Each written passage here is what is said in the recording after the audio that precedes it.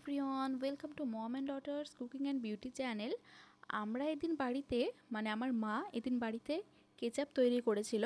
বাড়ির টমেটো ছিল আর অনেক টমেটো অ্যাভেলেবেল ছিল, তাই জন্য ভাবলাম যে কেচাপের রেসিপিটা আপনাদের সাথে শেয়ার করা যাক। এত টেস্টি হয়েছিল এই কেচাপটা, আর এই কেচাপটা আপনারা পিৎজা সস হিসেবেও ব্যবহার করতে পারেন। এটা সব দিকেই সেরা আর দুর্দান্ত ছিল। তো এই কেচাপটা কিভাবে তৈরি করেছি চলুন জেনে নেওয়া যাক।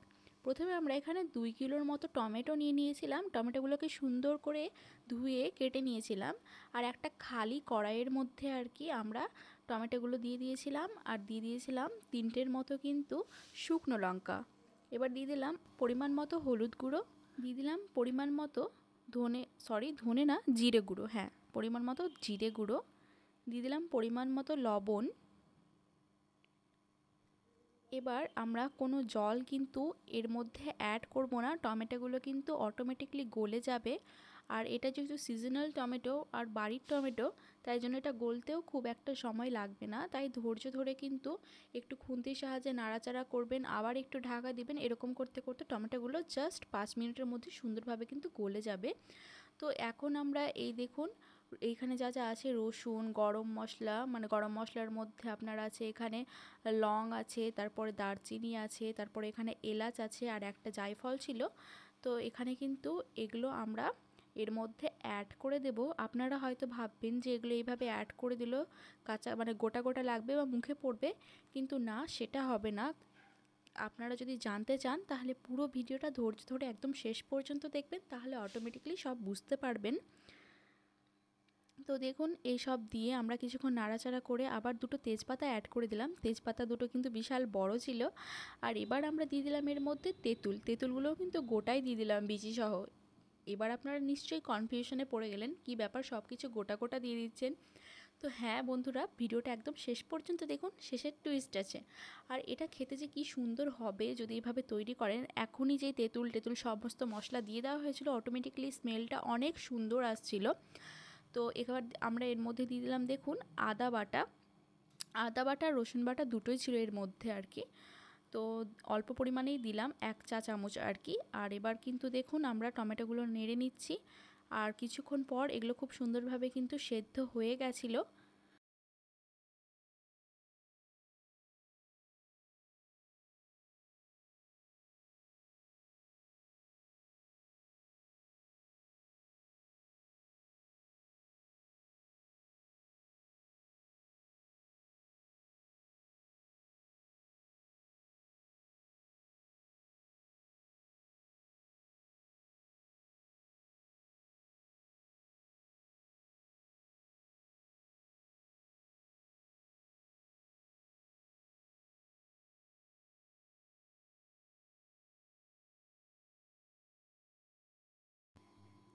এবার বন্ধুরা আমাদের কিন্তু তেজপাতার কাজ আর ছিল না, তাই জন্য তেজপাতাগুলো আমরা কিন্তু উঠিয়ে নিব একটু পর তো তার আগেই বলে, এই যে দেখুন সব কিছু যে আমরা গোটা গোটা দিয়ে দিয়েছিলাম, তার মেন কারণ এটা ছিল, আমরা কিন্তু একটা স্টিলের ছাকনাতে এই সমস্ত যেই টমেটোর যেই ইয়েগুলো সস যে করব, তো এক্সট্রা যেই জিনিসগুলো থাকবে সেগুলো বাদ দেব। বাদ কিন্তু না, সরি ভুল হলো বলাটা আমার, বাদ সব কিছুই হবে না।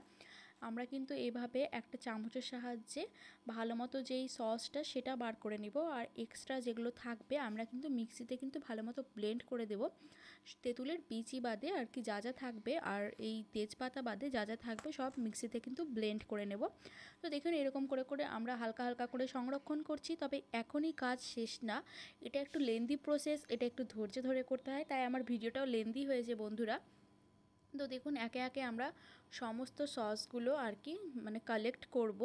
বন্ধুরা একটা কথা বলি, যেহেতু টকের ব্যাপার, আমি যে এই কথাগুলো বলছি, বলতে বলতে আমার জিভ দিয়ে জল আসছে। আর যাই হোক, সেটা খুব কষ্টে আমি সামলে রেখেছি, যেহেতু আমাকে এখন ভিডিও করতে হবে, আমাকে এখন লোভ করলে হবে না। তো এই যে দেখুন টমেটোর যে খোসাগুলো আর এই তেঁতুলের বিচিগুলো সব কটা আমরা আলাদা করে নিয়েছিলাম। এটা আলাদা করতে হবে একটু ধৈর্য ধরে, হাত দিয়ে দিয়ে দেখলে আপনারা বুঝতে পারবেন, বা চামচের সাহায্যে দেখলে আপনারা বুঝতে পারবেন যে কোথায় বিচি টিচি আছে এইসব। তো যাই হোক, আর বাদ বাকি তো দেখলেন মিক্সিং গ্রাইন্ডারে আমরা রেখে দিয়েছিলাম যেই শুকনো লঙ্কা বা এক্সট্রা তেঁতুলের পাল্প ছিল, বা যেই টমেটোর যেগুলো এক্সট্রা একটু গোটা গোটা ছিল, আর গরম মশলাগুলো ছিল তো এগুলো আমরা ভালো মতো কিন্তু ব্লেন্ড করে নেব। এই যে দেখুন এখানে রসুন, বাদবাকি গরম মশলাগুলো, শুকনো লঙ্কা, তেঁতুলের হালকা পাল্পগুলো, মানে বিচি বাদে খুব ধ্যান সে কাজটা করবেন যাতে বীজগুলো না ঢুকে যায়। তো দেখুন এগুলো আমরা ভালো মতো ব্লেন্ড করে নিয়েছিলাম। এবার ব্লেন্ড করে যে ডিরেক্টলি তার মধ্যে দিয়ে দেবো সেটা না, আবার কিন্তু আমরা যে স্টিলের ছাকনা ছিল সেটাতে আবার চামচের সাহায্যে এরকম করে করে আমরা কিন্তু একদম যেই সস টাইপের হবে সেটাই কিন্তু নেব। আর এগুলো কিন্তু আর লাগবে না বন্ধুরা। আপনারা কিন্তু এগুলো নাও ফেলতে পারেন কোনো তরকারি করার ক্ষেত্রে, সেখানে আবার দিতে পারেন, খেতে বেশ ভালোই লাগবে, কারণ ওখানে কিন্তু আর কোনো খোসা টোসা এগুলো ছিল না। তো দেখুন কি সুন্দরভাবে সসগুলো একেবারে কালেকশন হয়েছিল, আর সসগুলো কিন্তু দেখতে তখন অনেকটা ভালো লাগছিল।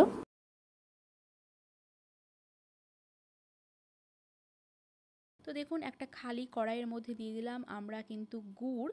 এটা কিন্তু খেজুর গুড় ছিল, আপনারা সাধারণ গুড়ও দিতে পারেন। আর আমি একটা কথা বলি বন্ধুরা, যারা বাইরের সস কিনে খাওয়ান বাচ্চাদের, তার থেকে কিন্তু বাড়ির সস অনেক ভালো। কারণ বাইরের সসটা কিন্তু একটু বেশ মানে কেমিক্যালস থাকে বা প্রেসারভেটিভস থাকে, তাই জন্য। এবার কিন্তু দেখুন গুড় দেওয়ার পর গুড়টা হালকা হালকা গলে গেলে এর মধ্যে দিয়ে দিলাম অল্প পরিমাণে চিনি। অল্প পরিমাণে এই জন্যই বললাম কারণ গুড় না দিলে চিনির পরিমাণটা কিন্তু আরও বেশি লাগবে। এবার এই দুটোকে একসাথে একদম ক্যারামেল টাইপ করে নেব একেবারে। দেখুন চামচের সাহায্যে ঘোরাতেই থাকবেন এই মতো পর্যায়ে, আর গ্যাসের ফ্লেমটা একেবারে হাই রাখবেন না, মিডিয়াম টু লো রাখবেন, নইলে কিন্তু এটা একদম চাপ হয়ে লেগে যাবে আর এটা কিন্তু কোনো কাজে আসবে না। তো সুন্দরভাবে ক্যারামেল তৈরি করে তার মধ্যে যে সসটা আমরা তৈরি করেছিলাম সেটা দিয়ে দিলাম।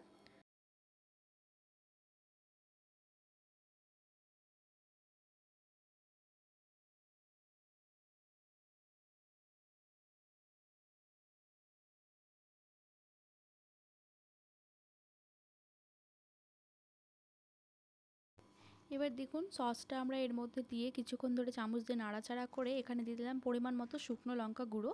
যদি বাড়িতে ছোট বাচ্চা থাকে তাহলে লঙ্কা গুঁড়োটা এর থেকেও কম দিবেন, আমাদের বাড়িতেও ছোট বাচ্চা আছে। আর এই লঙ্কা গুঁড়োর পরিমাণটা কমই বললে চলে, কারণ এখানে 2 কিলো টমেটো আছে আর তার মধ্যে চিনি গুড় এসব তো দেওয়া হয়েছেই, তাই চিন্তা নেই, ঝাল কিন্তু লাগবে না। আর যারা বেশি ঝাল খেতে পছন্দ করেন তারা বেশি ঝাল দিতে পারেন আর কি। এবার দেখুন আমরা যে পাত্রে আর কি টমেটোর ইয়েটা রেখেছিলাম, মানে গ্রেভি টাইপ হয়েছিল, সেখানে কিন্তু 2 চামচ পরিমাণ ভিনিগার নিয়ে নিলাম। আর এবার কিন্তু এটুকু মানে ধুয়ে সুন্দরভাবে আমরা এর মধ্যে দিয়ে দেবো। এবার বলি সরি আমার ভুল হলো বলা, আমি 2 চামচ ভিনিগার দিয়ে দিয়েছিলাম আর কি এর মধ্যে, আর এর মধ্যে দিয়ে দেওয়া হলো 2 চা চামচ পরিমাণ, মানে 2 চা চামচ পরিমাণ না, 2 স্যুপের যেই চামচটা থাকে তার মানে পরিমাণ মতো একটু কর্নফ্লাওয়ার দিয়ে এবার আমরা কিন্তু মানে এখনও দিইনি, হালকা করে চামচে নেড়ে নিলাম।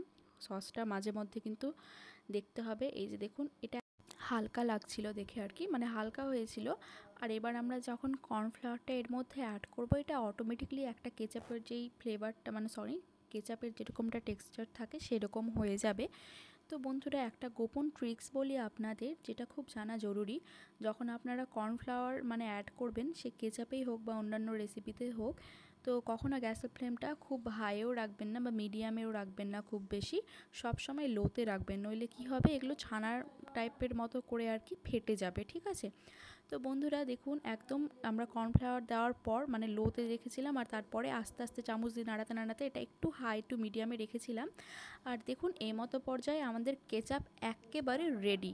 তো দেখুন আমরা একটা প্লেটে এটা দিয়ে দেখাচ্ছি, দেখুন একদম গরম গরম অবস্থায় দেখাচ্ছি, দেখুন এটা কিন্তু একবারেই পড়ে যাচ্ছে না, আমরা প্লেটটা একদম কাত করে দিয়েছি।